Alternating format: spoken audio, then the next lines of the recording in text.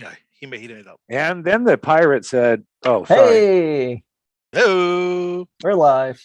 Folks, how we doing? It's Saturday night. Welcome aboard. Murder Hobo Inc. presents Calamity Edition, the A side. These guys are primed. They're ready. Can't really remember what they were doing, but they're ready to give it the old college try. So thanks for joining us. If this is your first time, hang on to your ass. If you've been here before, that's your fault, not ours. Make sure you back. Yeah, make sure you follow us your on other Twitter. ass. mhobo Inc. You can Gmail us, mhobo Inc. at Gmail. You can join us on Discord, tinyurl.com, mhobo Inc. or tinyurl.com/mhobo Inc. Discord. You can buy cool crap like shirts and duvet covers, and none of us really know what a duvet cover is, but you can buy tons of shit on our shop. That's down below.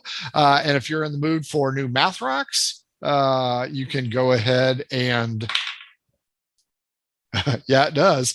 You can go ahead and hit up at Pirate Dog Dice on Twitter. God, cats in the middle of Frank.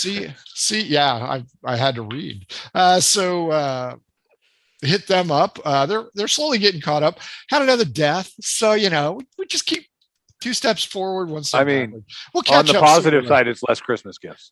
It's less Christmas gifts. Father's Day is all me now, so I'm in great shape man. there. There's a lot of positives, but right Always before my birthday, look on the bright side of life. so, it's just one of those things. No more birthday gifts. But yeah, I'm old. I don't need anything. And of course, if your game stinks, like our condescending nature towards death in the real world, try some Adventure Scents by oddfishgames.com. They have over 60 different scents to liven up your life, except for Putrid Sewers, which is BTR episode 99, 35 minutes in. Kyle almost chokes to death on scene, and it is hilarious. I mean, watching him puke into the trash can, that's good television, boys and girls, even if it is on YouTube. Folks, This is the Calamity Edition. Don't forget, oddfishgames.com has how to RPG with your cat, how to cook with your dice, the Shine system to be a gooder writer than me, and of course, their brand new Kickstarter, Radiance. Play any RPG solo. Highly recommend. One of us has already gotten the early. It's really cool. Boys and girls, let's introduce you to the cast tonight for Calamity A. We'll start up in the upper left like we always do. Rob, who are you? Who are you? Hi there, I'm Rob. You can find me at Cthulhu Rob on the socials. And tonight I'm playing Dave of Ba, who is the homely himbo half-elf barbarian. Wow. Every party has one. Those bunny slippers you have are yeah, they're just about dead. Yeah, it's like a bun slipper, I would guess. Yeah. David, you are up next. You get the longer straw. Oh, thanks.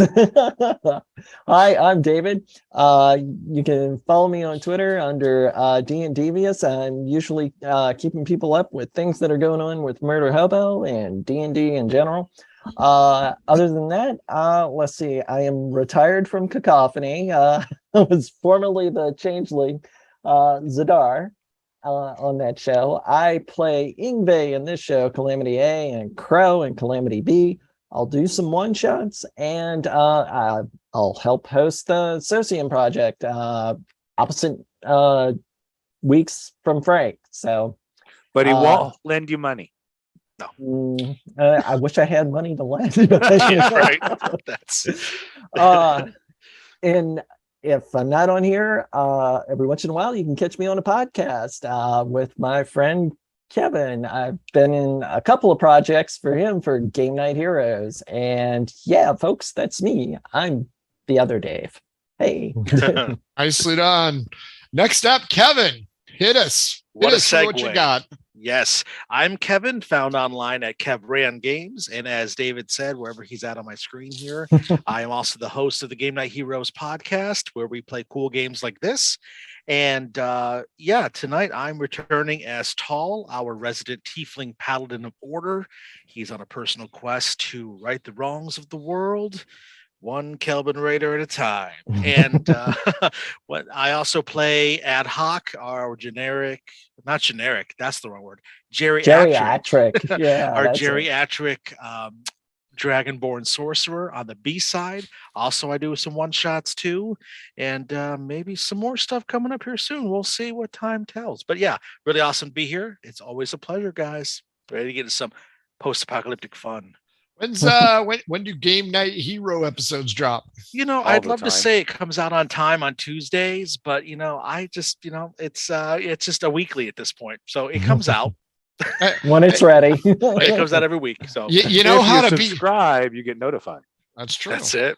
You know how to make sure that it gets out constantly. I can stop editing. I can say I can stop editing because it's my favorite thing in the world. I love it so much. This shit, it just drools out of our mouth like a baby getting sore. Right. You can't write this shit. And speaking of the baby spitting out experience, that brings us to Jesse. Yeah. Thanks. Hey, that was a segue. Young dad. I'm Jesse. You can find me on all the socials at JRWooey. I am running on about 3.5 hours of sleep. Because of a series of children that I chose to have willingly. As I regret. The infant, toddler. Heroin podcast. Alive. Just wait until they're teenagers. I'm on here playing the Leonin Ranger Zari or the Thunder from Down Under, Coda. I will do one shots. I'll pretty much play most times anywhere. You can also find me at Talking Movies at adventuresinvideoland.com or on Facebook, Adventures in Videoland. Currently, I'm running a series called An Odyssey of Violence. Our recent episode 3 came out where we talk about the Mark Dacascos opener, Only the Strong. Yeah. Oh, so yeah, awesome. That's a great movie. Host, butcher the word capoeira 100 times over. It's great. Yeah. Hey, you got two crows in there. Yeah. You got Mark Dacascos as well as you did Brandon Lee before that. Brandon Lee's Rapid Fire earlier. Yeah. Are you going to do some Iron Chef from Mark Dacascos there? We didn't talk about Iron Chef because it's cooking and he's more there for looks. And I also recently did a versus on our show, Goodfellas versus The Departed, where we talk about 2 fun Scorsese flicks. It's a good listen. What episode is that? Goodfellas, 100%. Yeah, that's not really a contest. Yeah, that's you know what? Just listen to it, and I think everyone will be surprised. I don't even listen to this show, Jesse. I didn't think you would. I'm running on autopilot, baby. Folks, this is the Calamity Initiative. You're new here. This is the post-apocalyptic campaign. As they said, these guys are in the city of Yor, or Mayo, as Tull knows it. They came here to find, hopefully, a cure for Azari's sister, who had an unfortunate incident with a ghost. They have since raided the Till, aka hospital, and were evac'd by a halfling flying a helicopter, of all things. The landing, he didn't really stick the landing. These guys did survive. There was some pain. These guys liked it. Yeah, these guys have ventured off in the search of hula hoops, of all things. They have found it, but then they went to the arcade for some reason and had to beat up RoboCop, Roomba, and Magilla Gorilla. Fucking Roomba was the worst. At the end of the fight, a loud screeching noise was heard. They are sadly becoming more and more familiar with this thing, as it appears to be the mythical dragon, only it's missing some scales, a little ratty, and maybe a bit tattered. But guys, visible rib. Yeah, as we begin, that screeching is coming from outside along Main Street. What you want to do? You are, what's the term? Beat to shit. By the way. Yes, my notes has I have 31 or 9 hit points. I'm not sure what's accurate there. So I think it's a 31 because I think Ingve healed us up a little bit, right? They did. I did. And what I'm going to do is I am going to summon Healing Spirit. So Basically what that's going to do is the spirit of the raven is going to come by and yeah. Crap on you. Bathe us in radiant feces that we might be The healed. spirit can heal number of times equal to 1 plus your spell casting modifier, minimum of twice. Let's see, as a bonus action you can move it up to 30 feet for whenever we need it. But anyway, I think it's 1d6, I believe, healing or something like that. Let's see. You're reading it. I'm not. Yeah, I think we can all agree. I only skimmed the rule books. There are rule books? guidelines, you know. It's something skeptical. Okay, so it's going to be 1d6 for a minute for each round. So Everything Wow. I learned about D&D, I learned from the Waltons, not Sam. Okay, so you've got the healing orb of bird poop. Anybody brave enough to look outside the window? Oh yeah. Yeah. As you guys move through the water-soaked carpeting, because of course the fire suppression system does work, you up to the front window. It is painted in a multitude of colors, like a swirling rainbow with comedic images of Magilla Gorilla and RoboCop, because of course that's how you draw the kids in, with cartoonish figures. Through the chippings of the wax, crayon, shoe polish, whatever the hell they use to color the window. Give me a perception check, or give me an investigation check, Dave. Okay. That'll go well. Dave, get 3. Outstanding.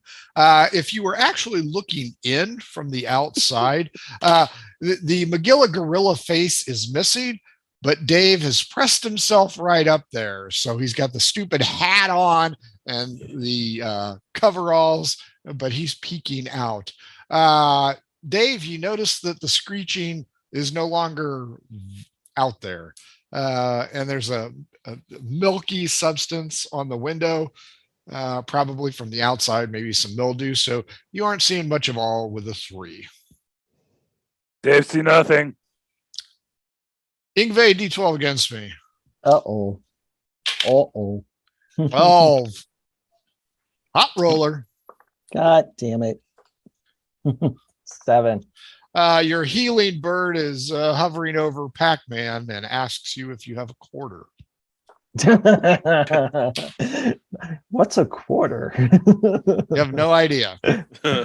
Wow. Your bird creature is much smarter than you, but you notice it is flittering around. A few drops fall from the fire suppression system in the ceiling. You guys are used to that. This is not your first fire that you've caused, created, or experienced. Yeah, while we're still in here, Dave's going to take off the bunny slippers and look at them and have a moment of silence.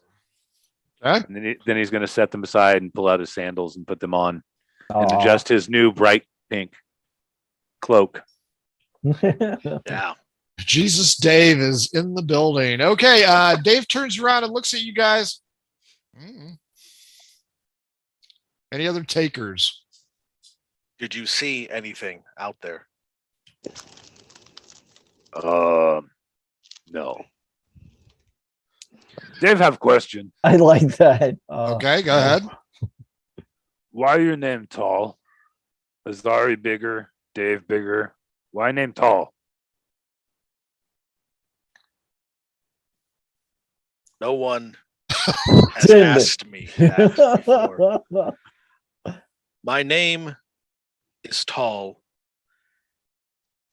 It's an honorific. It is. It Dave means understand honor. Royalty. It means bright among my people.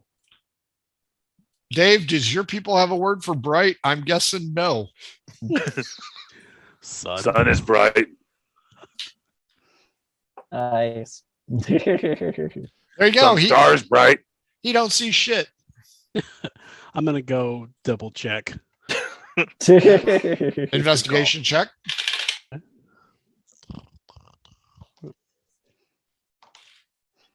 Nice. All right. Nat 20. Nice. Ooh. Thank you, Pirate Dog Die.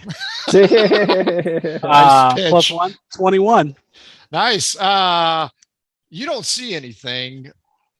And as you start to turn away, you catch some movement in your eye. Across the street, there's a big open area. It's probably used to have buildings, but those buildings are not down. They're disintegrated. It's probably a park in real life, but there's a big open area. Some small trees. In between the trees, you catch a glimpse of 7 individuals moving quickly. Uh-oh. They all look like Tom. They are moving north to south. And remember, my map was upside down because I'm a moron. So they are moving out towards the outer rim of the buildings, which is how Tall got in here. Tall, there are a number of humanoids like you moving to the south. Elbin Raiders. I could not tell. The Say They all it. look the Say same it. to us. There it is. Hey man, come on. all of you meat sacks look the same to me. All you furless people.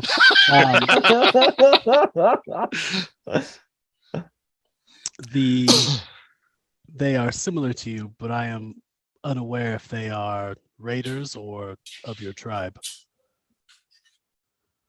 I do not think my tribe would be here. I am the last. It must be Kelvin or something else. A screech is heard outside. We aren't ready for that. And I'll motion towards the window. Let Keldan deal with big lizard. Several shots ring out. See, Uh-oh. It may be that they face the creature, or they chase something the creature is after. Do we pursue or make our way back? I am not ready for battle. The Yeah. windows Magics begin to are weak. rattle in the front building, or the front of the building. I Tall do grabs his believe- flail just to be ready in case something burst in here. I do not believe we will have much of an option. It seems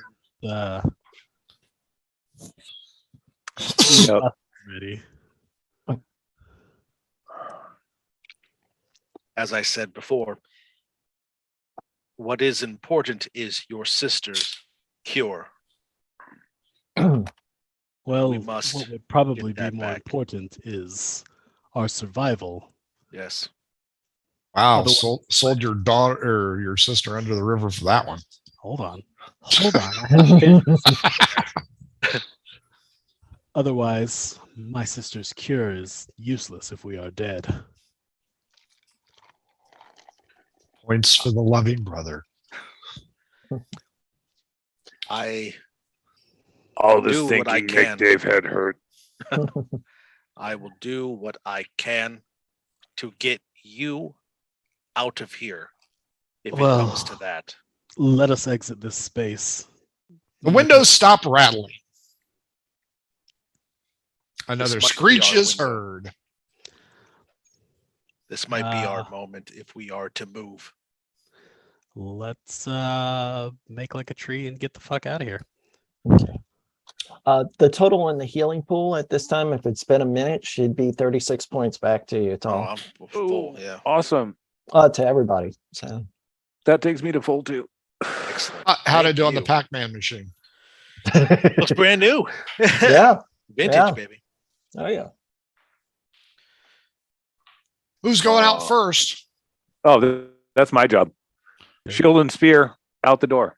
You burst outside. You find yourself again on the urban freeway, the Black Lava Road.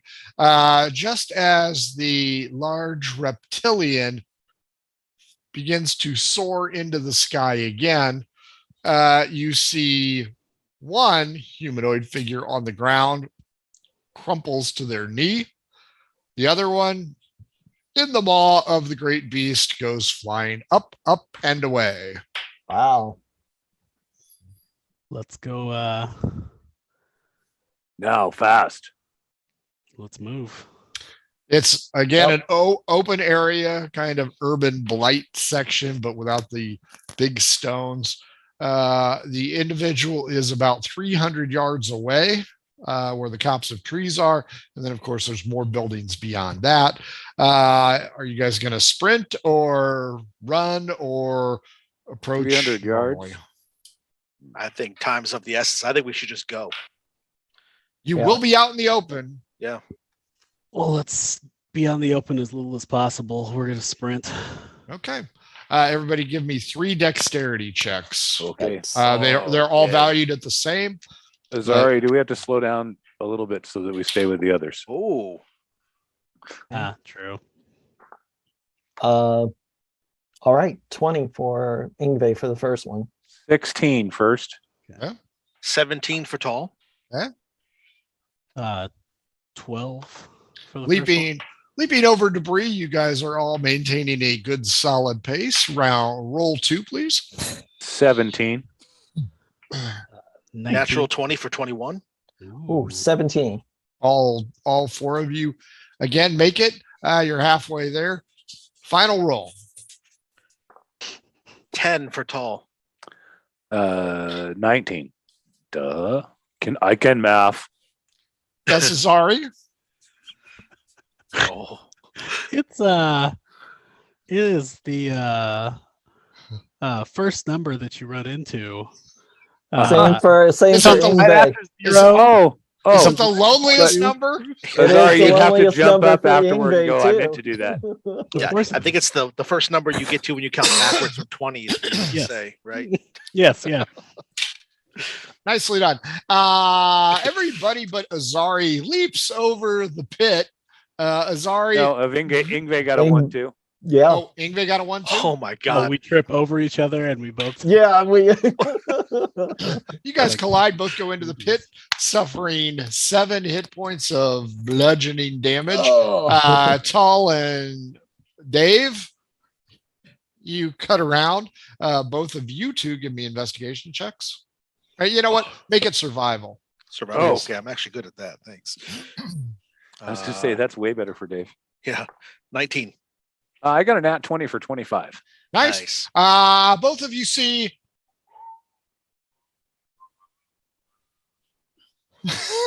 a giant pig lizard thing is coming back for more, and Shit. Azari and Ingve are doing it in the bushes or something. I'm not sure. Aw. That was not the time.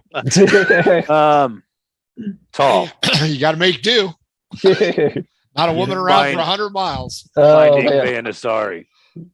Dave will be a distraction. Yeah. God. And then Dave's going to get up and continue in the same direction they were going at a flat out sprint. Give me one more dexterity check, Dave. You got it. God. That's going to be a 16. Cool. Tall, you found the hole. You see those two atop each other. Soiled water, grimacing in pain. Yeah. Yeah. There is no ladder here. This is just damage to a sewer. Ooh, how far down did they fall? They fell 11 feet. Oh, Oh, man. okay. So I'm going to lay down on the edge of the pit. I'm going to put my hands down and, to help, lift them out. Okay. Sorry, should be able to climb that shit. I'll boost Ingve. Okay. Okay. Give me a strength check, Tall and Ingve. Ooh, we're only good tonight. 17 plus 2, 19 for tall. For Ingve, it's 15. Yes, you managed to pull him up and out. You're now sitting in the sawgrass. Next up is Azari. Both of you strength check again, please. Can I assist to give him advantage? Ooh, Yeah, you can hang on to his ankles. nice. Okay, with the advantage, that's going to be a 15. Okay. Rolled kind of lower on that. Ankle hangers are better than ankle biters. 11. It is not as easy as it was with Ingve, but you do manage to get him up into the dirt. Dave, you aren't really sure what you got here. What you do know is you got 6 figures very desiccated. One of them reaches out with you and then collapses. Kind of looks like Tall. Also, Kelden. and they are only 2 of the desiccated ones have that orange checkered crap that you are familiar with, Kelden. So the other 4 have no flag bearings, and you can tell there is slight differences. Dave wants to check the skies real quick. The creature has landed not in the next section over, but 2 sections past that. All right, I'm going to loot the bodies. Okay. D12 against me. Yeah, baby. 12. 12 it is. Roll a D10. Sure. Where the hell is a D10? There it is. I didn't want to do the percentile one. 7. You find 7 shells. So odd. It's buckshot. Even. It's slugs. I'll let you roll that. Okay. Tal, Azari, and Ingve. You see Dave moving about, clearly looting bodies. Which was which now? Odd is buckshot, even or slugs. All right. Dave gonna load boomstick. So you guys see Dave. You don't see the creature. So you aren't sure. I got 6 and 1, by the way. Okay. So what do you 3 want to do? Finish our check, make cover. Boomstick is loaded. I I was shot trying to Betty get cover. Crocker. I'm assuming you guys are going to move slower since 2 of you Fell ate down and your hurt teeth. themselves. Okay. So it'll take you an extra minute or 2, but you get up to Dave. Dave is obviously pillaged. Tall, you immediately notice of the 6 people here, 4 are your people. 2 are raiders. And you can tell that the raiders had their hands tied, just like their defense.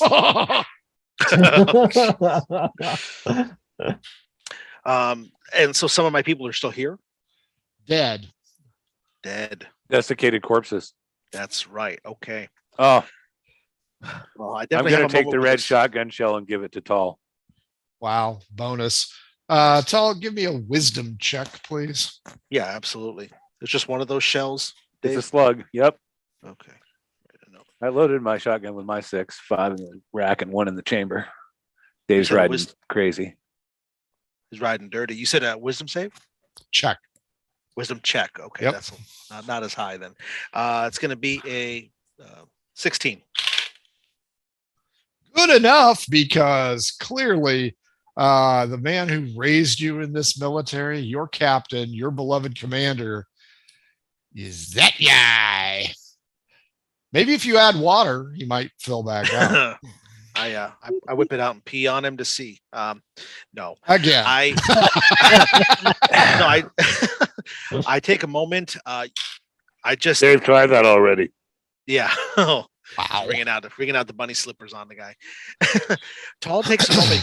He goes still, and his face goes as white as it can be for the reddish maroon type color it is, and he just looks on with just horror and shock. But he knows that he has to kind of put that away, but he just has a really hard time for a second. He takes a moment, just staring, just dumbstruck. He's oblivious to his companions and oblivious to the flying dragon above for a moment. Dragon landed over there. All of your friends are. Hello. You okay? Clearly, you guys can kind of tell the difference. I mean, dealing with tieflings is new to you, so there's only a few genetic differences between the 2 sides, but you can tell from the look on his face that He must have known this guy or something. You guys continue to look around. Dave, you can impart the knowledge that it landed 2 blocks away or whatever. 2 big squares that way. And it had something in its maw. So someone. Or 2 of 1. Not 7 of 9, 2 of 1. Nice. Kind of grimly, Tall makes a silent vow to make sure that he will bring justice for this. He will avenge you. Yes, he will. He will avenge his commander. He will kill that dragon if it's the last thing he does. He has a new. It will. Sky Snake is bad. But so he takes a moment, he crouches over the body. He lays his hand on his forehead, and he does this weird set of movements with his fingers, some sort of blessing or something, before he takes a moment. Yeah. before he slowly stands up and he turns to the others and then gets ready to go. Yeah. Fair enough. As Tall slowly regains his composure, you guys are looking around. Dave is Billy Baru. I was gonna say that. Dave's just switched over to shotgun and shield. It's a good combination. Yeah. Clearly. Yeah. You put your shield on your back and hold the shotgun in your hands, and if anybody tries to shoot at you, turn around. Hope they're not shooting slugs. I love it. Good one. So what do you guys want to do? You are in an open area, park-esque. There's another set of buildings just over there, and then somewhere beyond that, the lizard landed. Wow. Well, yeah. I mean, I'm at full health now, but I am very low on my abilities and magics. So I do understand enough that even though I want to kill this dragon now, I understand that there's a time for that. So I want to, and maybe I have to roll. I don't know. I want to try to weigh out the pros and cons of doing anything drastic and stupid right now, Sure. and try to just continue to move. I'll give you an insight check. Okay.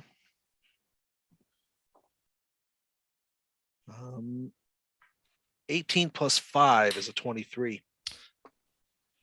You would assume this is not your first campaign, and you understand the fact that if you're going to take on something of that size, you should probably be well rested, well healed, and prepared. While you and your associates have been healed, some of you guys are running low on spells, and I will say motivation of taking on something so egregious. This thing lifted Keldon, you something, and flew without issue. So it's not exactly weak, but you would assume that you are probably not prepared for that kind of an encounter. But there's plenty of businesses between you and it. Right. So I'm just going to try to just continue on back the way, trying to go where we were trying to go. Again, trying to stay undercover and trying to stay out of sight. Sure. You guys can run out of the copse of trees onto the next section of street if you want. Yes. Perception, everybody. Find a place to rest. Oh, we're really good tonight. 17 plus, where's my perception at? 7, 24. 18. You're good at seeing things, not good at figuring out what things are. 18 for Ingve. Lazari?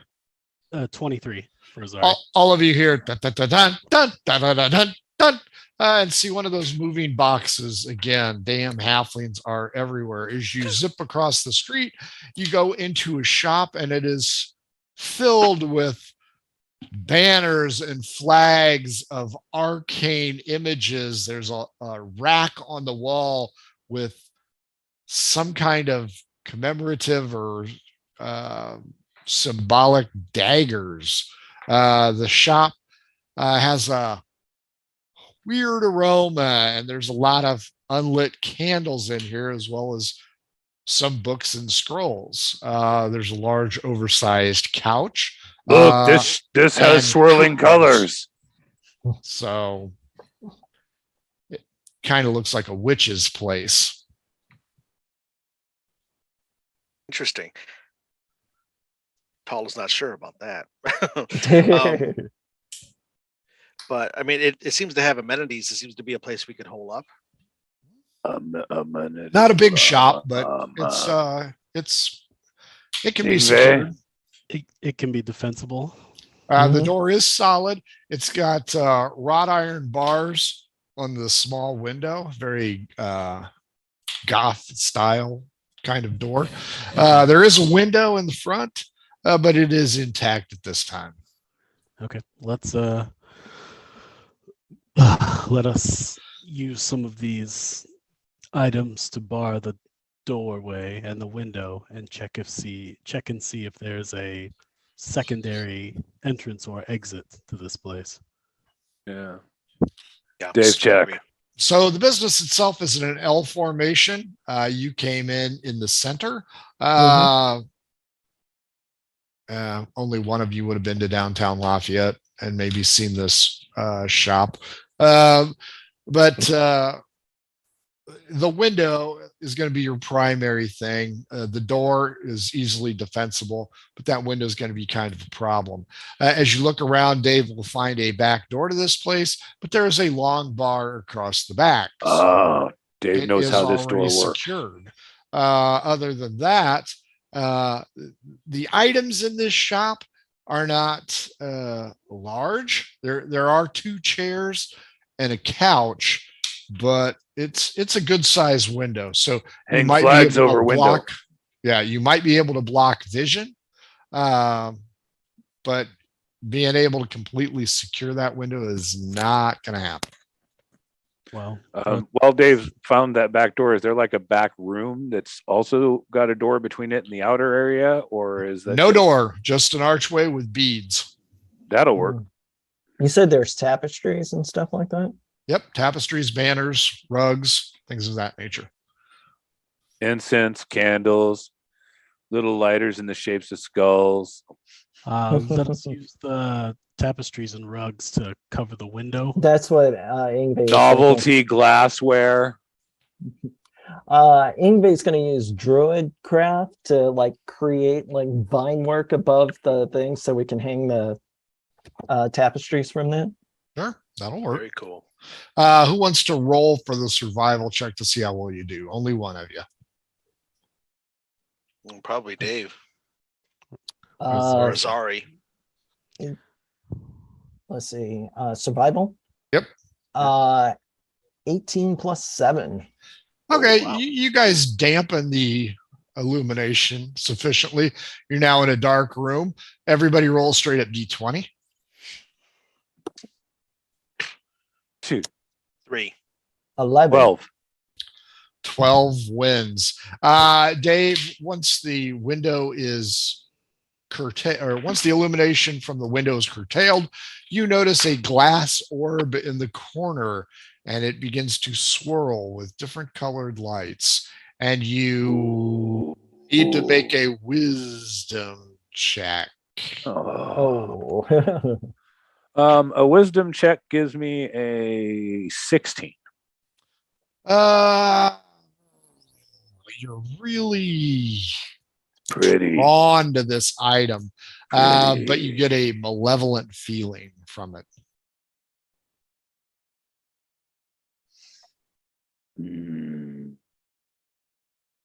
Dave cast squish. Go ahead. I'm gonna. Where are the rest of us standing when he breaks this? Yeah. I haven't decided yet.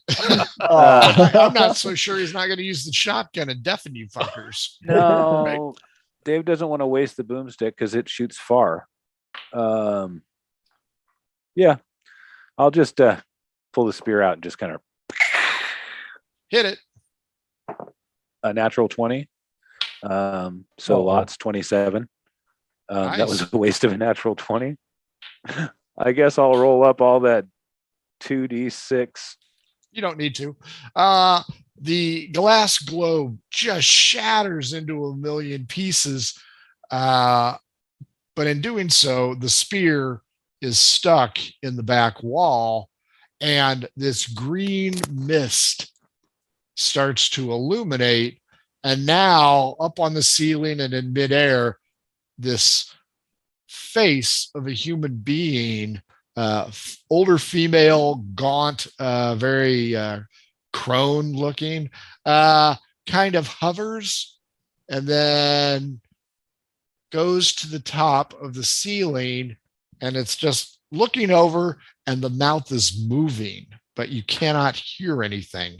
Everybody roll a wisdom save, please. 19. 14. 20 for Ingve. 21 for Azari. Everybody feels the hair on their neck. Azari, you feel the hair everywhere start to rise. And you, well, it hasn't killed us yet. So it's. Azari, it looks like the sister killer. It does bear resemblance to that ghost from before. Crackling can be heard coming from the ceiling, but not where the image is at. So are you from here originally? Like Ghostbusters. What is your origin of this? Get her, Ray.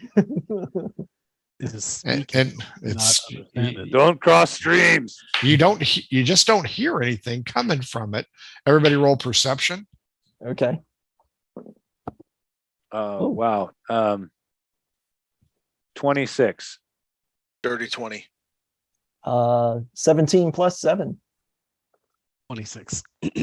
All of you start to hear a low murmur on the long spoke of the L up by the wall. I turn to see Retrieve where the my sound's spear. coming from. See if it's somebody there. Yeah. There's a puffy sack up against the wall, and you can kind of see it moving a little bit. And as you get closer, Did somebody feed it after midnight? some kind of guttural noise is coming from it. How big is this puppy sack? Is there somebody in there? We would think About 2.5 feet, and Okay, it's so regularly shaped like a beanbag chair would be. Aha. What magics are these?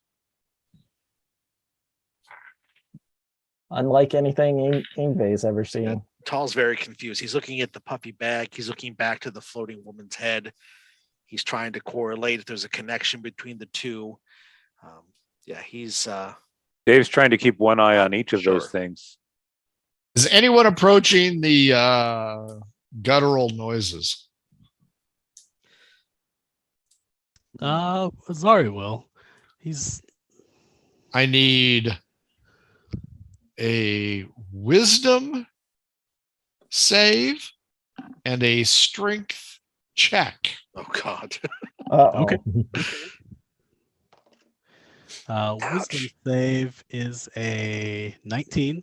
Okay. My strength check is a dirty 20.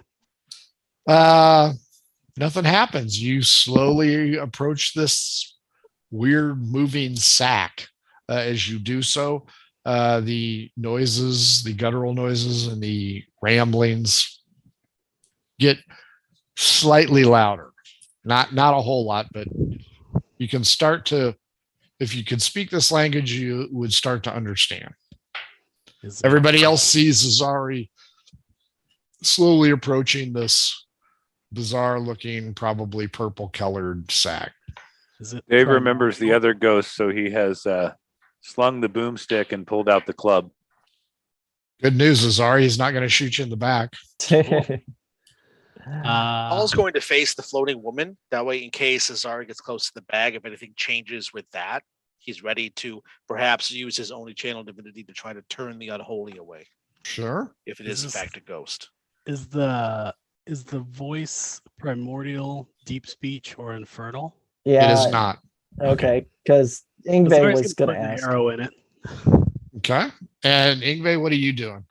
Do I recognize it as anything druidic? You are not close enough. Oh, okay. You will have to approach. At this point in time, Azari is the only one who can, in air quotes, clearly hear this thing.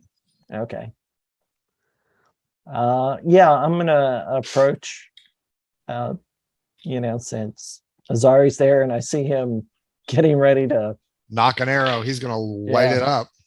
Okay, hit it, Azari.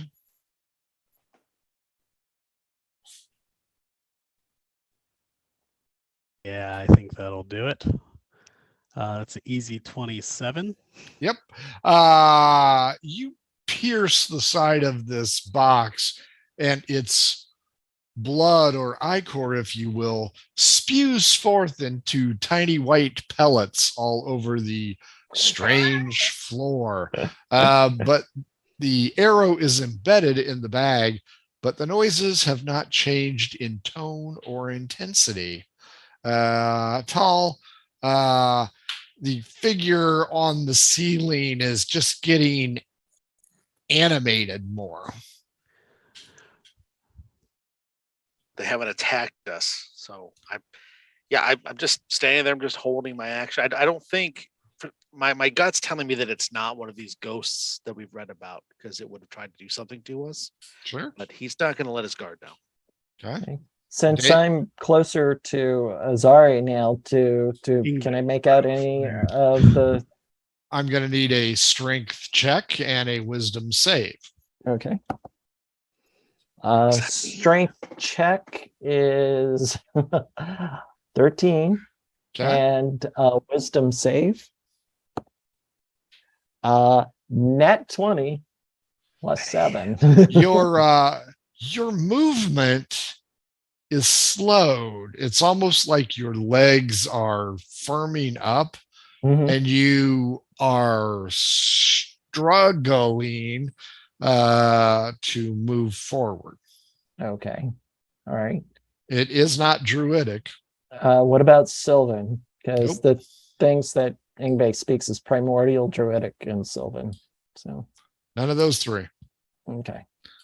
Azari, what you got? You got an arrow in the beanbag. And tiny white pellets fell out just like a beanbag. Yep.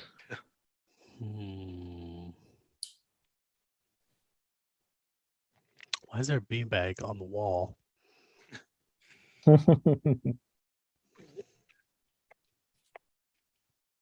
And the ghost thing is still freaking out. Yep. Did not move. We're not under attack. Outside, you hear da da da da da da da da da da da da da. And then a loud roar again. Oh crap. Should we go? Well, it seems this place is haunted with a spider-like creature, or it seems like the spiders' children. Some broad creature is there. I would recommend a new venue. But first, since it does seem to be spiders, Ingve, burn this place to the ground. Wait, there's door in back. Oh, so you'd like to go through the back door? He's a backdoor kind of guy. He is a backdoor kind of guy. Dave, have you knocked first? Liquor in front, poker in back. That's it. Out the back. Geb teach Dave good. Yeah, and suddenly it's my Twitter account that always gets punished. Jesus. I know, and I've got more followers than you do too, and I post shit very similar, and I don't know why I don't get hit. I don't know. I think they got my number. It's Kyle. He's out there reporting. Right. It is. He's reporting. I'd buy that. Okay, so you want to burn this place down? No, I do not recommend burning it down and alerting our presence to others. I was going to say, I don't mind that course of action at all. That's why Dave want to go out back door. Let us depart. Okay. Going out the front or out the back? Do we want to catch a ride on the hoopty or do we want to be stealthy still?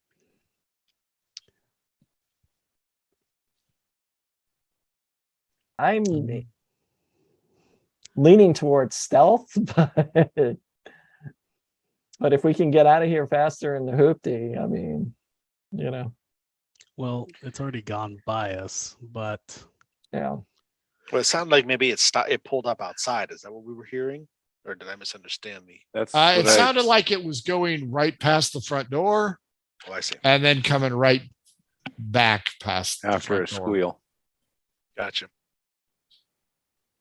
Yeah, let's go out the back door. Yeah. You go out the back door. As you open the back door after lifting the timber out of the way, you can clearly hear, hey. Oh no, I know what this noise is. just a solid tone.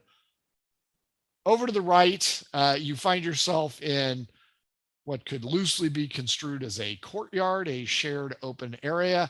There are doors on multiple buildings here. There is some foliage. There used to be a water feature here, but it is broken. Let us make our way towards the sound to see if you'll turn right, head north again. You will have your choice of two different buildings to go through. Door 1, door 2. Door number 2 it is. Yep. Fair enough. Okay. As you open the back door, who's doing it? Dave? Yeah. Wall of meat. The smell of fabric catches your nose. The back section of this building is rather sparse. There's a few empty boxes, not much. And you really can't tell what this place is. There's a door on the wall to go deeper inside the building. There's also strange metal stairs in the shape of a triangle, and it leads up to an open area to the left, kind of an eaves situation. I'll lean back through the door and go, psst, and then go in. Dave has sprung a leak. Motions you to come in. All right, let's go in. We'll follow. You guys go in, you see the same thing. Davis, some empty boxes, a door, high ground, a triangle ladder that leads up to an eaves area. The room is very dark, by the way. The only light coming in is the ambient light from the back door.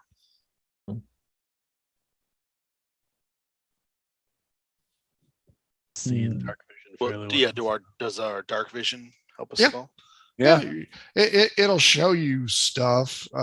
There's no heat sources in here. Dave wants to go up those stair things and get high ground, so better view, and maybe there's a window I can look out up there too. There's no light coming in, but go ahead and climb those stairs and give me a dexterity check. Sure. In the dark. 13. D12 against me. Sure. 9. 6. Dave gets about halfway up, and the uneven equilateral weight distribution takes effect, and the metal triangle starts to hang on for your life. Dave, give me another dex check. Sure. That one's a 19. Plus 2.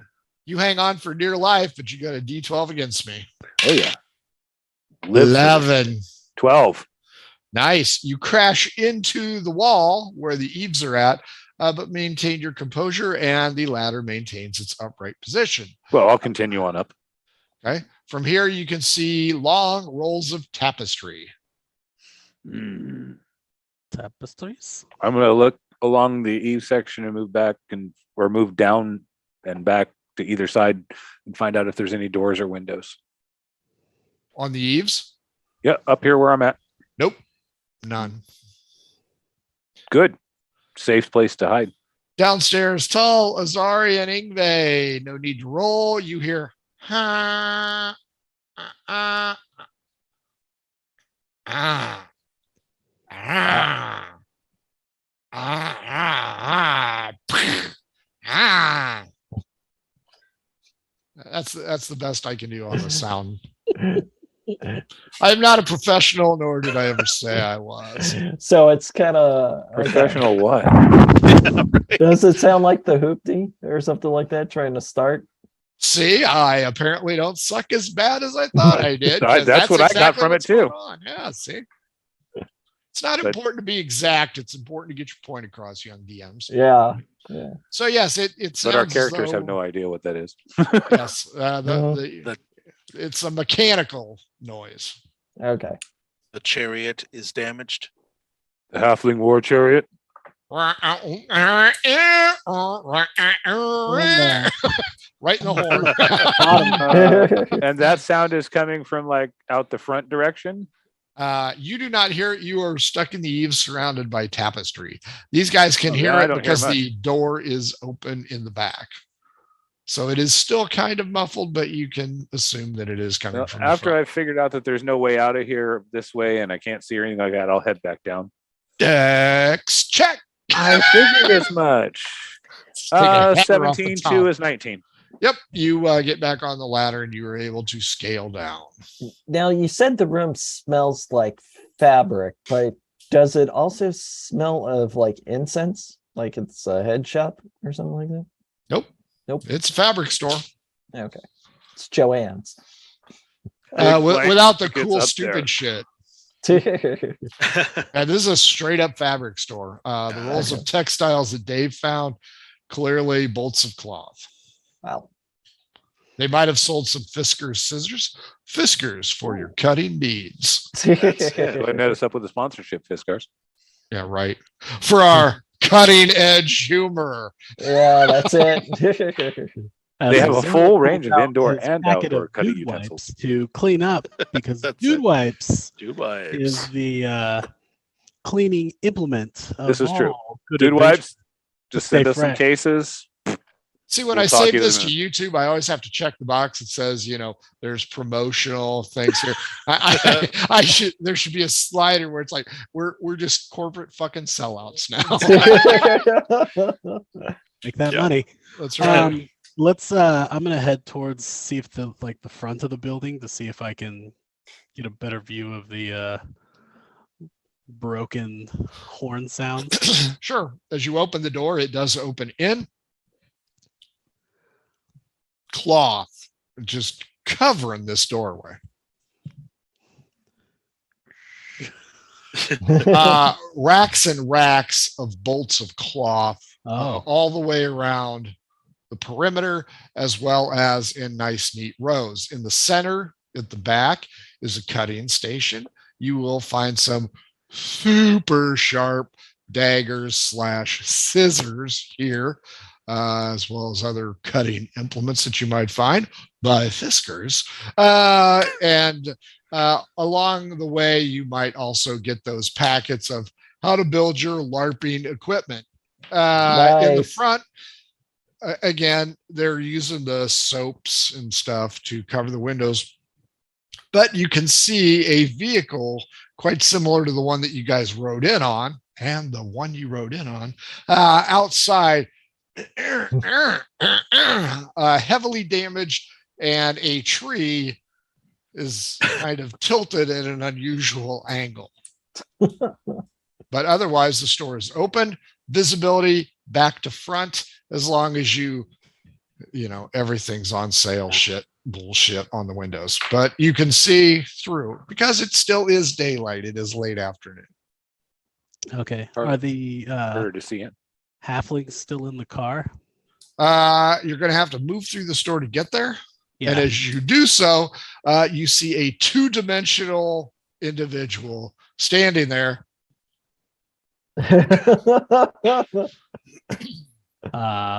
Azari in just like random oh shit moment will like claw it with his claws. Nice. Give me a 2-hit. Gives it the skippity pap. Nice. That is a 30-20. You decapitate said standing upright signage. Got the head stuck on his fingers. Hi, boys and girls, you need to buy some more cloth. Get your LARPing materials here. Buy this. It's like when the cats get something stuck on their foot. Yeah. Mm-hmm. I should have made it filled with tape. Yeah. As you guys this is Ari's nemesis. As you guys move through the lines, there's nobody here. Water spots on the ceiling above, just like every other textile business on the planet. But other than that, the building seems to have all the fabric you would ever need. A lot of weird pelts. Some of them look like jaguars, lions. Sorry, Azari. Some of them are crocodile print, but none of them feel like real hides. They make prints of animals and not use their actual skins. How camouflage. Respectful of these beings. But what do they eat? The faux innards. The city gets stranger and stranger by the moment. Yeah. Oh yeah. Dave only get hides when kill something to eat. Pork and beans. As Azari's examining these prints, Ingve, Tal, and Dave, perception check. Oh, Dave's eye's been caught by a really, really jaunty little paisley fabric. 21. Okay. Ingve? Ingve is looking at some seasonal fabric and thinking of options for some gift-giving opportunities. Tall outside, you see 3 halflings bail out of the hoopty. Each is armed with an elongated L-shaped metal rod, and they began to beat on the back end of it, making a rather noticeable cacophony of noise as they beat the metal off of the rubber tire. Oh, okay, so these are not the halflings who were driving this thing. Then these are people looting this vehicle. No, it's the clown car. It's their. Oh, I see. You recognize them as the drivers, of course. I see. I believe it was Dave and Azari were in the trunk. Yeah. Yeah. I will look to make sure and listen to make sure the dragon is not coming nearby. Yeah, don't hear anything. Then I will call out to them. You there? Take your damn hands off my girlfriend. No, Biff. You leave her alone. Well, as you try and open the door, it's locked. Oh, okay. You can smash out the window, though. That's what Dave would do. Oh, I don't need if he wasn't enamored with the paisley. No, I'll instead, when I realize it's locked, I'll start marching through the store up towards Azari. I will say that. Ingve, does this go with my eyes? Ooh. It's a red tartan pattern. It's a red tartan pattern or something like that. That's it. Yeah, maybe after a night of drinking. Yeah, when I get up to Azari, I will say, Dave not understand what hangover is. Our small friends are outside. The chariot is broken. Sounds of battle erupt outside. Oh no. Azari's gonna make his way, I guess, for the door at a sprint. Yeah. Dave's gonna follow Azari. Cool. Ingve, what are you doing? Yeah, follow the crew. You guys all charge towards the front of the store. You can see opposing factions of halflings. They might be called Jets and Sharks, for all you know. They too are armed with the L-shaped metal bars, and Nice. they are dancing around and swinging at each other. At this point in time, out of the 6, all 6 are currently standing and fighting. What would you like to do? Awesome. Well, I'd like as someone who in real life was in this play twice, I know that when you're a jet all the way. So I have to make sure that I know which side is the right side here. You guys will be able to recognize who your drivers were. Okay. I guess that makes them our allies. Right. Half of them are your allies. The other half, you do not know who they are. Maybe they better seem allies. evenly matched. Yep. That's the long and the short of it. Tall will go out to aid them. It'll be like that scene in West Side Story where the rest of the Jets who were off on the other side of the dance all come in to aid, and then it's just going to turn to a hullabaloo here. It's going to be doors still locked. Son of a bitch. Dave looks at Azari and goes, and at this time, one of them has gone down. 3-2. There's Dave, help me, and I'll start trying to burst the door open. So I will just shield charge the door and ram into it. Glass? Everything's glass. Yep. Glass windows, double glass doors. Hell yeah! Just gonna shield charge that window and go through it. Like he's gonna come bursting through the glass window, like smashing the glass, but then it's like arrow and full. Oh hell mode. Yeah! Oh, nice. So he's gonna come bursting out, and it's gonna be like, Avengers assemble! Nice. Well, your first arrow is not going to hit anything but the glass, I assume, unless it's a 1. So go ahead and roll. Nice. It's one of us. It was a 17. Okay, so as you're running through like Jeremy Renner, you shatter that glass and leap through. At this time, it is evenly matched. Oh boy. 1v1. Wow. There was a flurry of activity. You guys all burst out like you're from the, I guess, Marvel universe. I would have chosen DC, but that's okay. Darker. You guys burst through. Both halflings are taken off guard and are stunned and look at you. So this round, everybody roll initiative. Let's see who goes in what order. 21. 4. 6. 4. Sorry. 22. Zara, you leap through first. Give me a wisdom check. Let's see if you know who's who, because Tall already does. 21 for wisdom. You recognize who's on your side and who's on first. All right, let's take out who's on first. Put an arrow in his eye. Put him in a body bag, Johnny. Oh, fuck you. Natural 20. Oh, he's dead. That head is going to explode like a zit. Like that's just going to like arrow in and out, penetrates into the concrete on the other side. You impale him into that tree that the hoopty hit, and he just kind of hangs there. His mouth opens up and the disintegrated brain falls out. Now, just for fun, Azari, how about you D12 against me and let's see how this plays out. Okay. 6, real moderate roll. 11. The driver of the hoopty looks. Did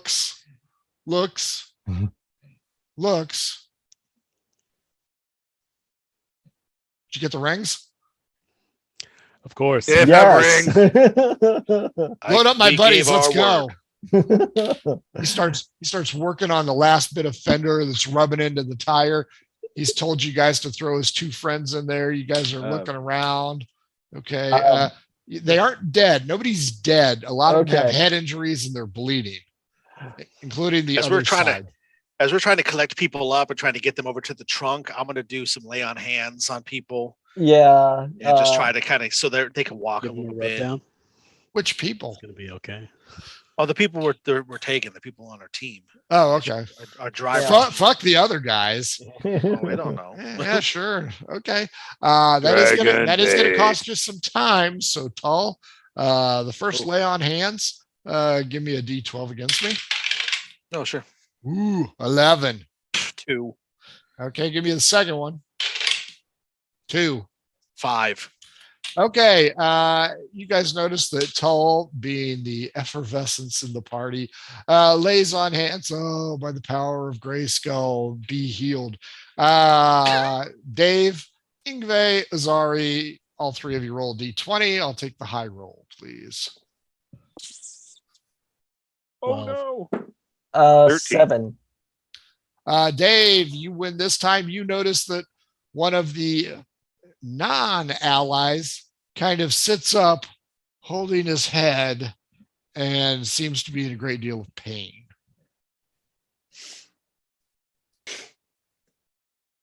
Sorry. Squish him. Do we kill it? See, here's the thing. We're in a post-apocalyptic zombie city, right? And there's only one rule of the apocalypse, right? And that is you don't have to be faster than the zombies. You have to be faster than that other guy. So yeah. And you got a hoopty. So there we go. So there's lots of rocks around, right? Yeah. oh yeah. I'm just gonna pick up a rock and chuck it at him.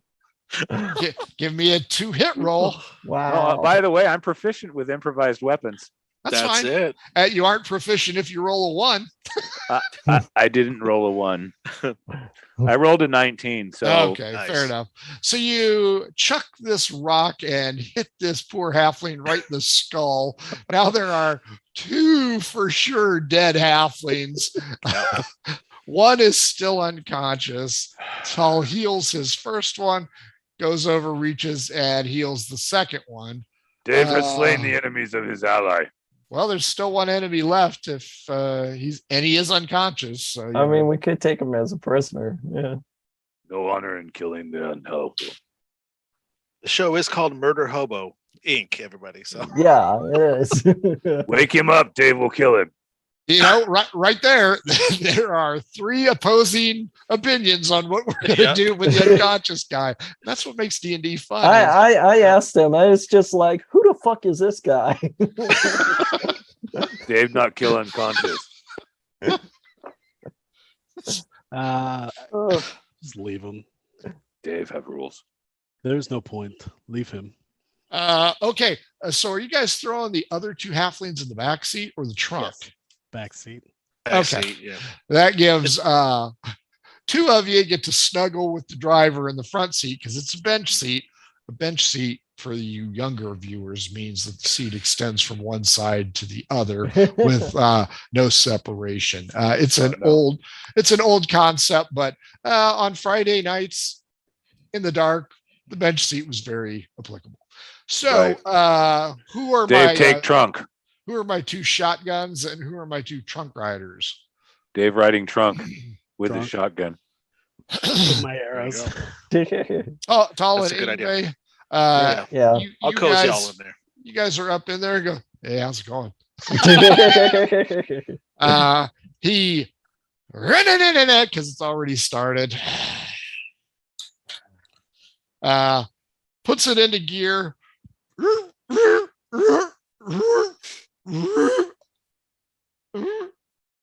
And slowly starts to go the complete opposite direction that you guys came in on. So he is going towards that area where the Dragon was. mythical creature thingy was landing. Turn around, go the other way. I can go up here and I can go that way. And there's a distinct wobble, and you aren't sure if the wheel bearings are going out or if Dave is just sitting in the wrong position, weighing it down. Paul just looks over to Ingve like, what are we doing? Kind of look at his face. Yeah. This is not the original driver. So Dave lean mean. This is the 16-year-old driver who is 10-2 with the turn signal moving. You guys are not going very fast. The two in the back seat are. So while you healed them, we should still get out bats and run. the We're faster than this. Actually, at this point in time, you would be faster if you got out and ran. It's probably safer. Yeah. Dave and I, it's like 600-700 pounds in the back seat. That's Dave brings that up. He's just like, this is not safe at all. Dave, there is a noise next to your left leg. Yeah. Blink, blink, blink, Oh. blink. Ingve and Tall, you see just the white knuckle driver start to turn right. As you guys get that angle going, everybody give me a perception check. Oh man. 16 plus 2, 18 for Tall. I have a 16. Yeah, net 20 plus 7, so yep. 24. All of you see a very large, very dark shape come in at your 9 o'clock position. It is, it's like going into Indianapolis and seeing those jets coming over 465. That creature is coming. Your driver is eyes focused on the front. Okay, what kind of roll do you want me to make to jump out of this fucking trunk? Dexterity check. I would like to point out 19. we have incoming. Yeah, the car's going to be a little bit lighter. Yep. Dave jumps out. The flying lizard. The flying lizard is coming, and Dave has exited. Evac. Yeah. Tall looks to the driver and says, "Do not stop." And then he's going to turn. He's going to reach over Ingve and try to throw the door open. Yeah. Give me a persuasion check. Let's make sure you get your point across to him. Oh, okay. Persuasion. All right. I'm actually pretty good at this. Oh yeah. 17 plus 5, 22. The driver actually starts to accelerate. Excellent. Sorry, jumps out. Because, give me a dex check. Without the 700 pounds, the car's going to start zipping along. It's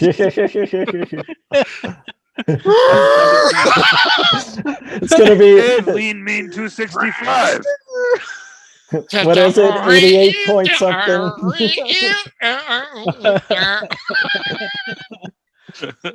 Steam coming out of the front where they've thrown a rod. Yeah. Wow. I got 17. Okay, you jump out successfully. You're maybe 20 feet away from Dave. Yeah, now it's a true hoopty because there's nothing in the back and it's just wiggling all over the place. Oh, man. After the car gets away, I'm going to run for a wall. Okay. Where are you guys at? One side of the street or the other. Bad news. You were in the area where everything is in bad shape. All right. Wow. But it is rubble. Tall, any other way.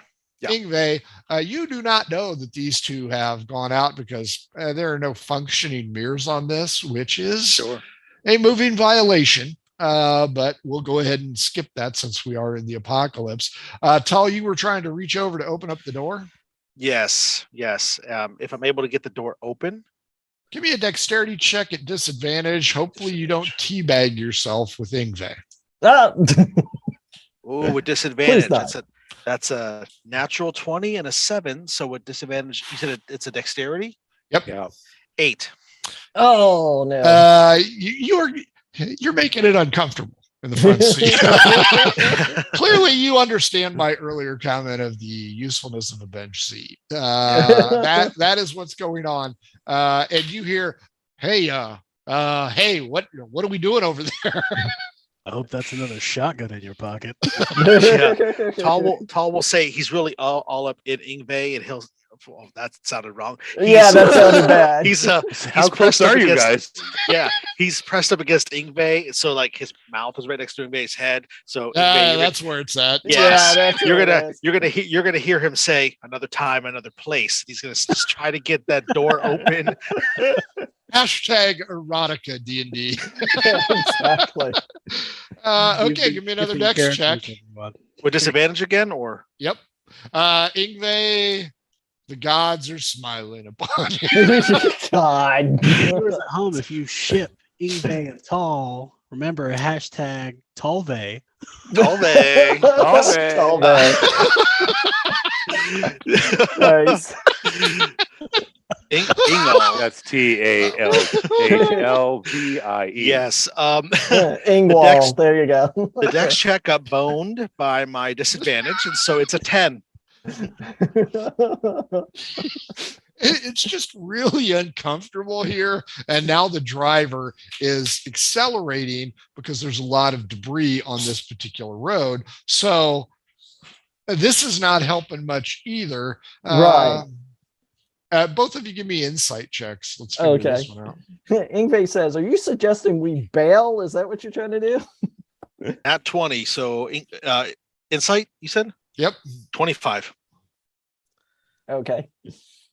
Yeah, that's a natural 1. Ingve's distracted. Of course, when you've got a hot, sweaty tiefling all up in your face, call this particular section the fist of yore. That's it. Tall, you notice that the back end is quite fluid, and you surmise you're missing 2 of your party members. Yeah. Skippy, the chauffeur, is now figured out that something is on your side coming in, and they're scared. So they are accelerating. Every one of you, straight up D20. Let's check how your chauffeur's driving ability is. Dave first.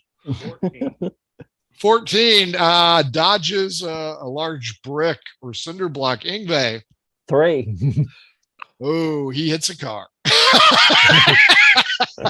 So Constitution check, Ingve and Tall, as the airbag Nice. blows Tall deeper into Ingve.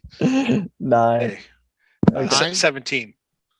The airbag goes high and hits Ingve in the face. That's what we call double bagged, folks. 9 damage as he takes an immediate hit. Tull, there's an airbag. You're draped. You can feel everything swerving now because the chauffeur's airbag is also choking on powder. It looks like Don Jr.'s house at this point in time. So Tull, it's your turn to roll the straight up. Looks like the back room at the RNC. It was a 10. He quickly gathers his senses, swerves again. Azari, final check. I got a 17. Regains control of said vehicle and gives out a huzzah! I know how to drive now. The screams from the back seat would say otherwise, as the 2 halflings have now started to come to their senses and are yelling about Jesus Christ, that thing is right next to us. Tull, as you whisk off the latex covering as you lay in Ingve's lap, you can see that undead creature is just paralleling the shit out of you guys. And up ahead, you are going to have to do the Frogger because there's stuff going on. Strangely enough, Azari and Dave, as you bail out, prepare for battle. But chase it. Yeah, you guys are going to look at each other and go, that just happened. You actually see the hoopty hit the car and careen sideways off it. You see white powder fly out of it. You have no idea, but for whatever reason, It's still going. it's not making the right turn into these guys. And you notice that the hoopty is starting to descend out of your view. Uh-oh. Tull and Ingve, you've pulled the latex off. You look over. Ricky Rudd is just white knuckling this thing. And you see you're going down a slight incline, and there is a bridge span coming up. Okay, so Tall will look. Tall gets an idea, and he looks to the driver, and he says, "Get beneath the beast." Persuasion check. Okay. Ooh, this might be tight. Persuasion, I have a +5, so it's going to be a 15.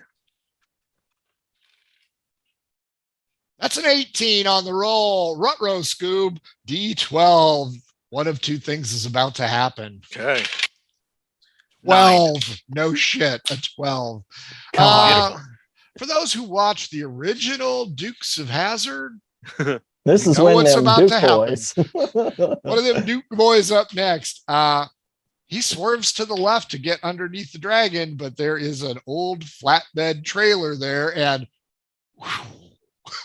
launches into the creature. Yes. Nice. And you're going to hit it. And you're going to hit it hard because that hoopty was hitting it on the accelerator. And you're going to do some damage to it. And you're going to actually knock it off course. It's going to fly high over the railroad overpass. You guys are going to find yourself in an elevated position. And you can hear Azari and Dave. That's the craziest goddamn thing you've ever seen in your life. Dave, they seem to have made a catapult. Dave likes this idea. Yeah. That is incredible. Foolish, but incredible. Everybody hears the squealing of agony from this creature, and it veers hard to the left. You can tell that its right wing is damaged, and it suffered some damage. I mean, you got hit with a 3,000-pound bullet. And, the kid, your driver, has shot himself, as have the two halflings in the back. They open up the door and you hear, as they fall out because you guys are in an elevated position and you guys will be 4 feet off the ground. Oh, okay. Awesome. Wheels are still spinning. The engine is still kind of going. Front end is smashed. There's a tendril of steam or smoke coming up from the engine.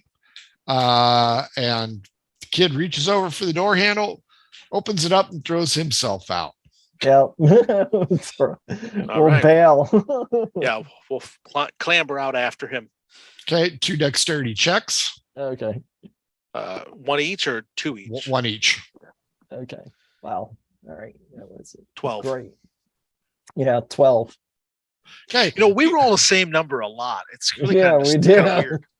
You guys, you're probably using are you guys using real dice or? Oh yeah. Proof that it's Tolve. Okay. Yeah. So dice. That's right. Tolve strikes again. Oh yes. Tolve Grumio. I ship it. It's good. It's cool. No judgment. That's it. No judgment zone. That's we don't care. Yep, that's it. Dave and Azari come running up.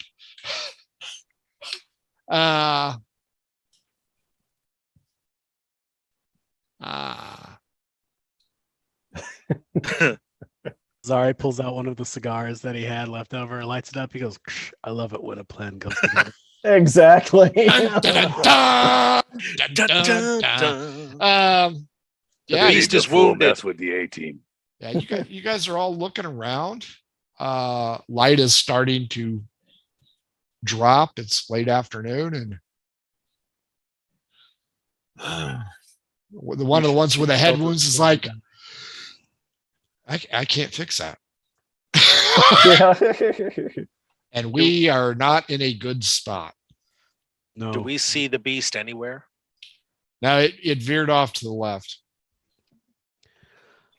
Okay. Then Tall is going to pull off of his helmet.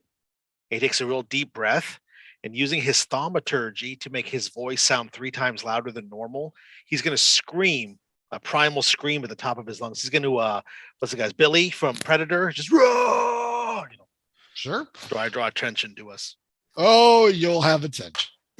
Right.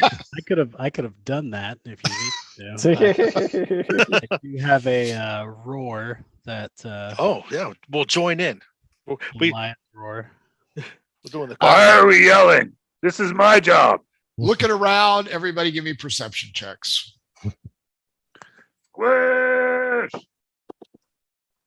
16. Add math. 15 plus 7 is 22. 10 plus 7, 17. Sorry. 25.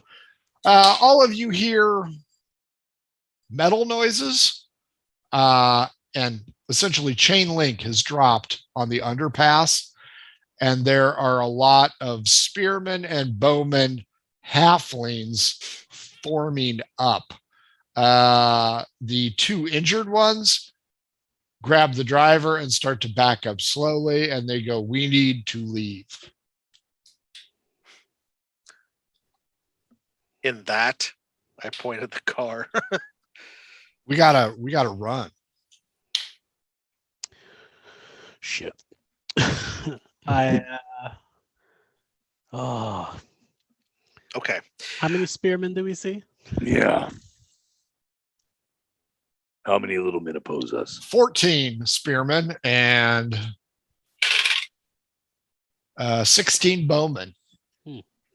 How close is the nearest building? 3 blocks. Oh boy. Okay. Move. Is there anything in with, say, within 20 feet? Nope. Rubble. Okay. The outline remains of an old building, like the cellar. So,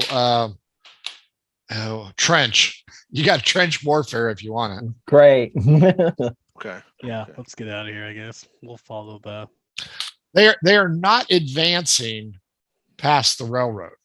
but they won't let us go forward. Correct. And somebody's going to shoot an arrow. If it's 1 to 5, they accidentally hit you. Otherwise, they're just trying to do a warning shot. Whew. 8. Yeah, We're leaving. we're going. They give that. Yeah. As All we turn sand to start to people. leave, Tall is going to take his hand. He's going to put it down on the ground, and he's going to cast darkness to obscure our retreat. It's a racial spell that I can do, being a tiefling. Cool. It's a 15-foot radius sphere of inky black magical darkness. You guys gonna Somalia your way out the back way where you came from? Oh, yeah. Probably. Yeah. Well, guess who strapped, you're bro. going to meet? You're going to see a dazed and out of step halfling carrying a limb as a staff moving towards you. He sees you, you see him.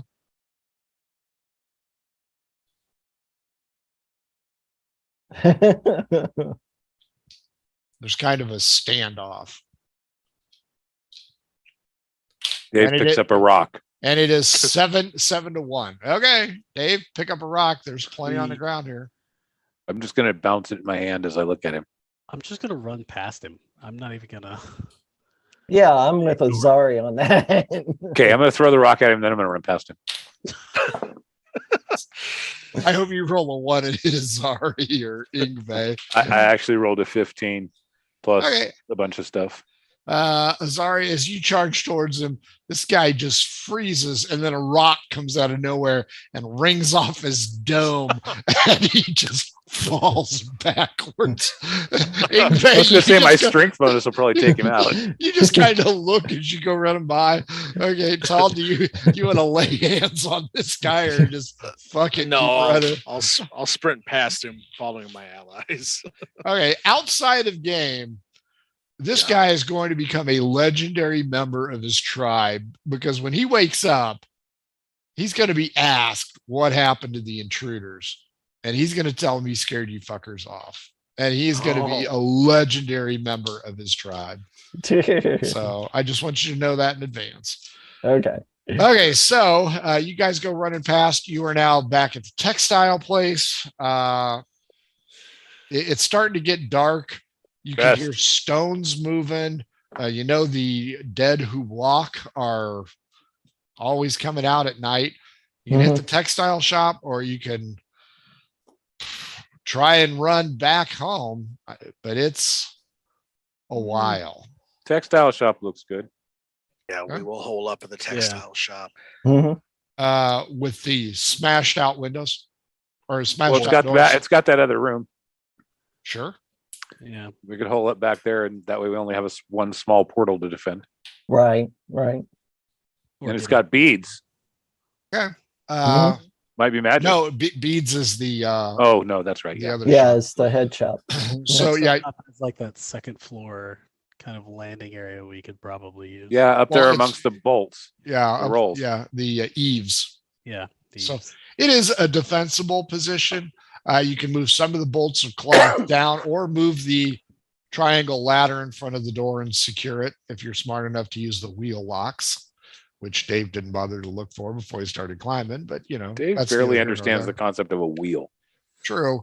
But yeah, you guys are going to hole up here. The halflings are going to talk in this strange, almost thieves' cant kind of language that they've developed. And and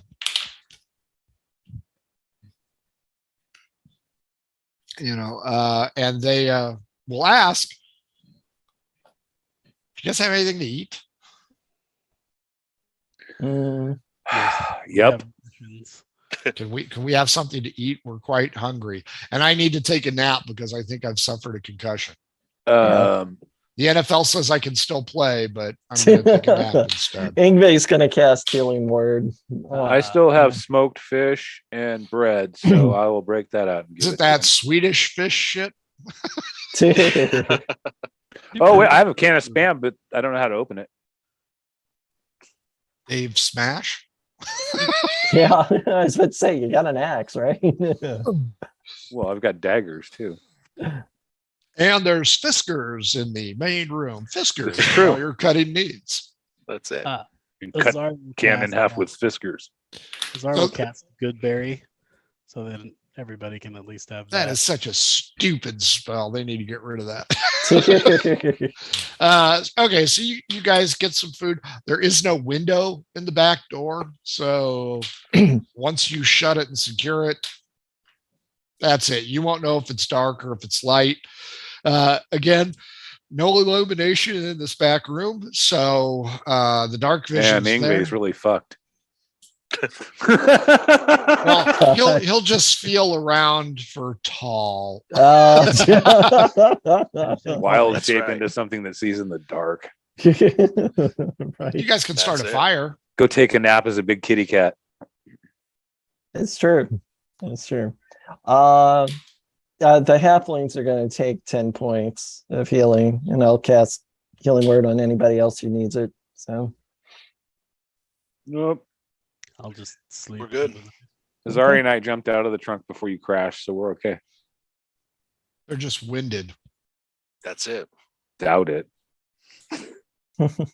I envisioned, what was the movie with everybody in it about Somalia? Somalia? Black Hawk Down. Black Hawk Down. That's what I envisioned you guys running after them right there at the end. You guys are double timing it. So yeah, you guys are going to take a rest. You're going to hear some scratching on the door during the night. You're going to hear noises, possible screaming in the middle of the night. There's a little bit of shake on the doors, both the exterior and the interior. Somebody's moving around. but none of them have much success in getting in. There's no beating down your door or anything like that. They could probably just smell you. But night passes. Everybody's maxed up. I'm assuming you guys had watch. Mm-hmm.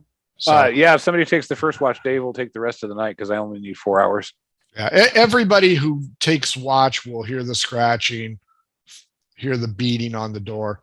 No jeopardy of them getting in. You think it's the next morning, and you get up. Who wants to open which door? I will use my divine sense to feel which doors might have stuff on the other side. What again can you sense? It will tell me within 60 feet if there are any celestials, undead, and fiends. Nope, none of those things are present. But something is. Well, Cool. You have the interior door to the shop where Fiskers are present, or out into the back where the courtyard is at. lions and half elves and tieflings and druids. Lions and half elves and tieflings and druids.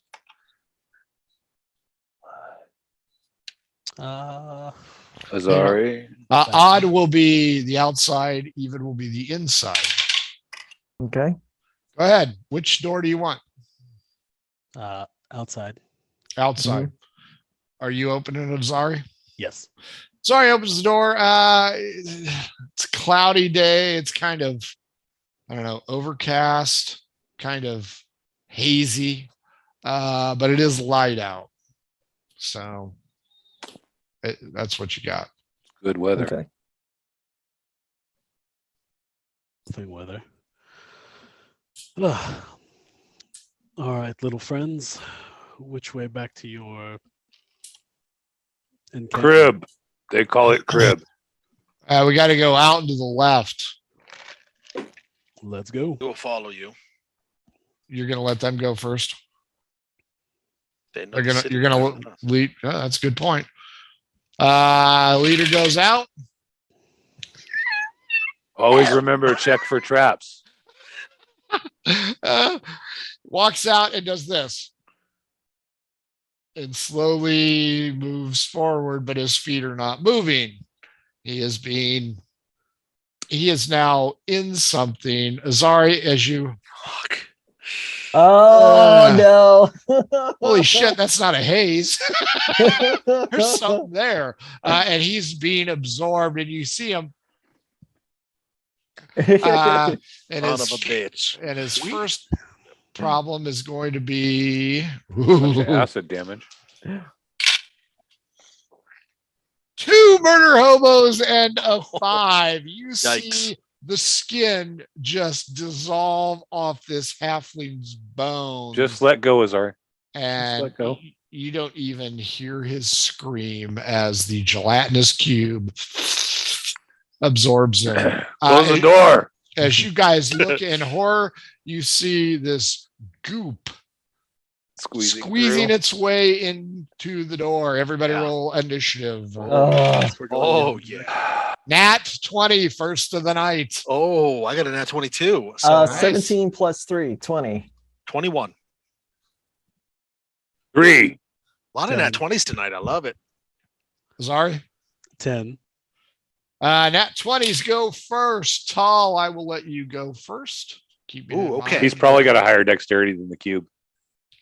I don't know. I have a +1. I have a 3 minus 4. Okay. So, yeah. Okay.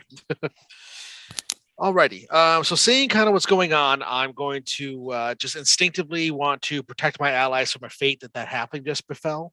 So I'm going to cast Bless, and all 3 of my allies are going to get that D4 to their attacks and saves that I love to give so often. Very nice. The gelatinous cube will stick out its ugly pseudopod. There are 4 of you and 2 halflings. 5 and 6 are the halflings. 1 through 4 are you guys. That's a 5. It's a halfling. Will it hit? Of course it will. 19 on the die plus 4. It hits. How much damage does this guy take? Max damage again. 1 and 2 4s, 9. He's starting to dissolve. 17 is up next. Ingve? Yeah, Constitution save for the gelatinous cube. 15's the con. Wrong choice. Sorry, I mean 18 plus 5, 23. 23. Okay, it's gonna take half. A shaft of light is gonna form over it, and it's gonna take 7 points radiant damage. Radiant damage. Mhm. Okay. Next up, 10. Azari. That halfling's just getting eaten away. I will grab the halfling and pull it out. Insight. Okay. That's 18 on insight.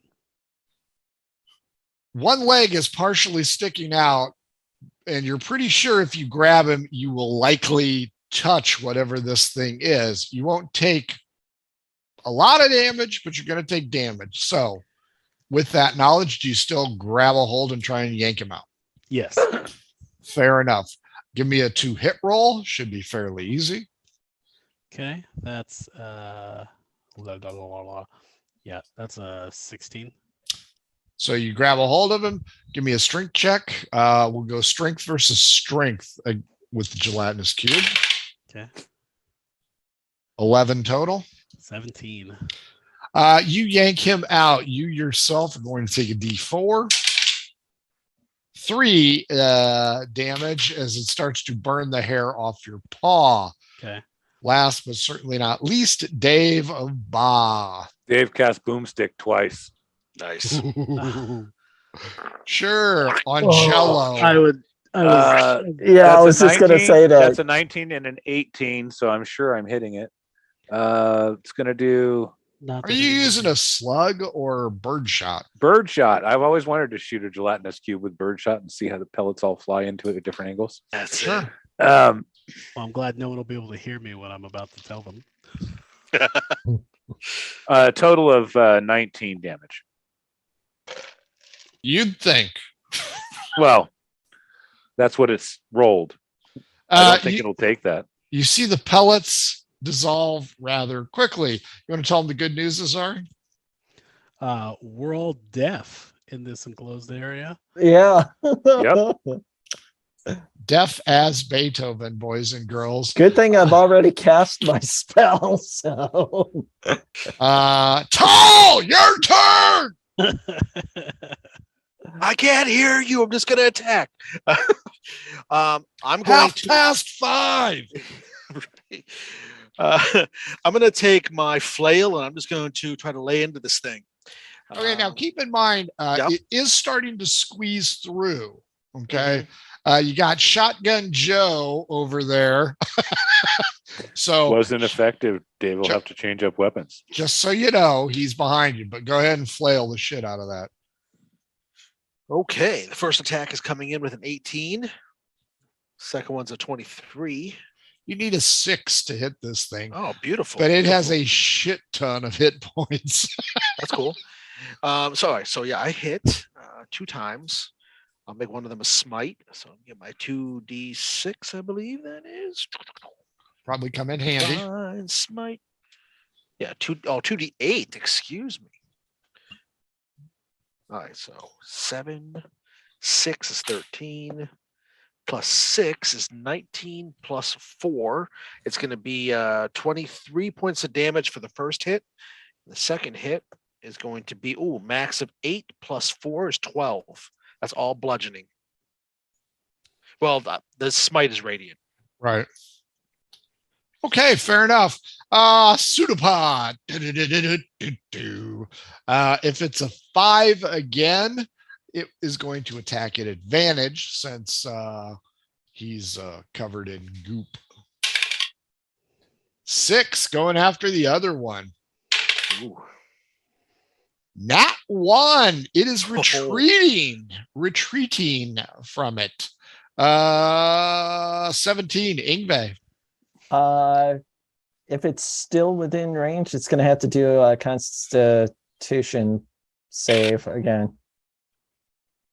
13 plus 5, did I say? 13 plus 5, 18. Okay. It saves, but it's going to take half of 13. So 7 or 7. 6. Fair enough. Nice. 10. Azari.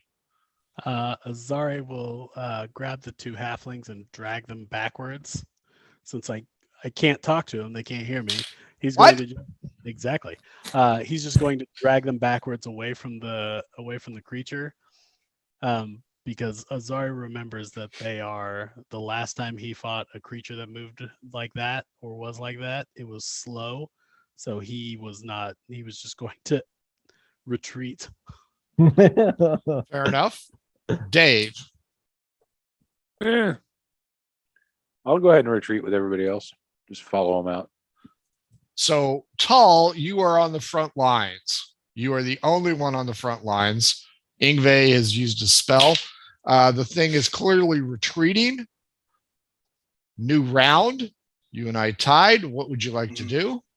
All right. So I could tell that my allies are trying to get out of here. I could tell this thing is retreating. So I'm going to still stay in the back with my shield between me and it in case it decides to change its mind. But I'm going to fall backwards, walk, following my companions out. D12 against me as you and I tied. Sure. 4. 2. Parting shot on you. Okay. Not even close. 3 plus 4, 7. 17, Ingve, you are retreating. This thing is not being aggressive at this point in time. You still have the partially blocked door to the interior. What you want to do? Okay. I'm gonna definitely retreat with the others, but I'm leaving that shaft of radiant light, the moonbeam, blocking the way for this to kind of be like a deterrent from the Nice. Okay. 19 plus 5 if you need me to roll. Yes. So it's gonna take again Half damage. So half of 11. So 5. 5. Yeah. Got it. Azari and the halflings. He will look at the one that's got acid hit, and Azari will cast his first level cure wounds on it. Okay. It's a D8 plus 3. 10 points of healing for that guy. Fair enough. Probably more hit points than you started with, but okay. And Dave, are you trying to open the door yet or just hanging at the back? I was going to hang at the back and wait for Tall to catch up with us. Okay, well, Tull's taking the heroic approach. He's standing between you guys, maybe yelling, "Get the fuck out!" I don't know. I'm still going to stay by the door and wait until he gets there before I leave. Okay. Well, you're running out of real estate here. This is not a restaurant. This is a back room. So you've got 2 halflings, Azari and Ingve. You open up the door. There's nothing inside the textile place other than the textiles. And I'll go through and make sure that that's the case. Sure. There's a breeze wafting in through the front doors that have been smashed open. That's okay. Smashed out. You guys run Tall. They have made their escape into the normal front area. Are you going to follow? Yeah, I will. At this point, I will quicken my pace and catch up to them and try to move faster. The gelatinous cube is not chasing. It's not going to follow you guys. As you guys get out onto the front, the 2 halflings point to the west.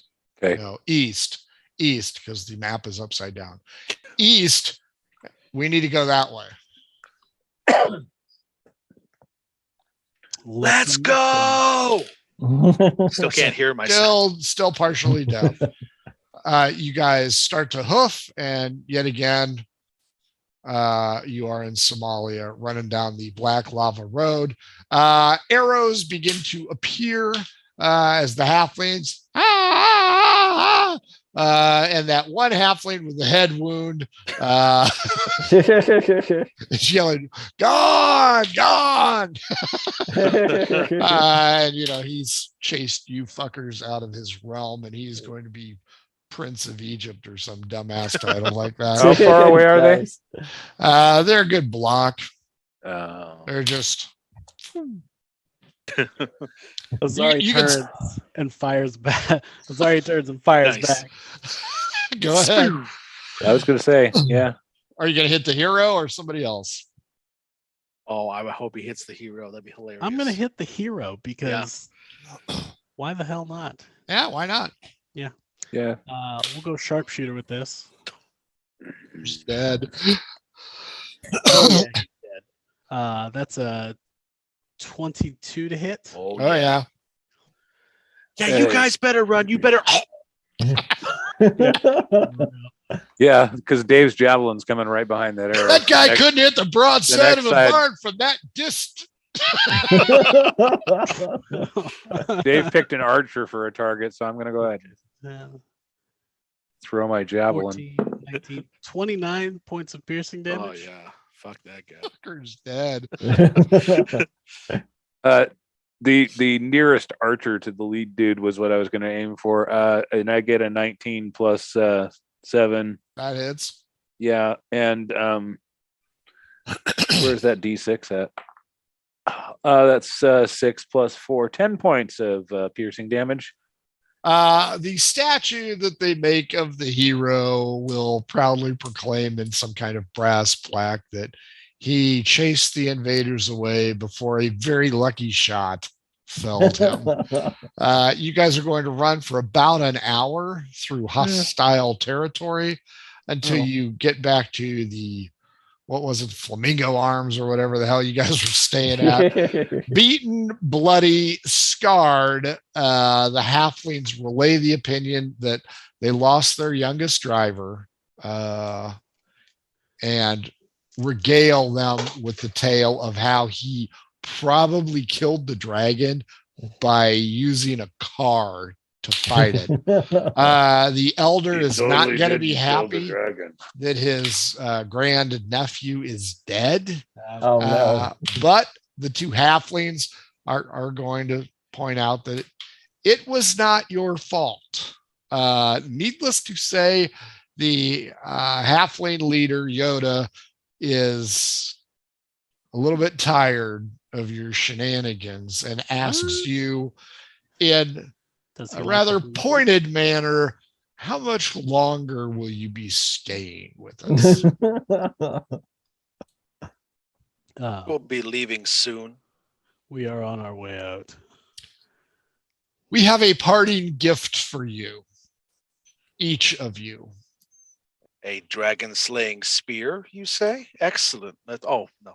Not quite. He claps his hands and two storm giant strength. Yes. Two halflings, 2 and 2, roll some mechanical device towards you. It is very narrow. It is elongated and it has 2 wheels. There are 2 places where you can sit and some kind of metal attachments set on a spoke. Nice, a tandem bike. You have 2 tandem bikes. Nice. You guys to get the fuck out. Just for the record, shotgun. I'm riding with Ingve. Nice. So that is where we will end it. When you guys decide to GTFO, you will be given a pair of Schwinn bikes Amazing. Wah, wah. of all of the items I thought I could give you, you guys get bikes. You guys get bikes. I love it. I love it. You know, you'll have superior leg muscles by the time you guys get back to Ba. You know, you're riding strong. You got some chrome, and you know what? I'll even give you the ching ching ching ching. Nice. So gonna be easy for Zari and I. Yeah.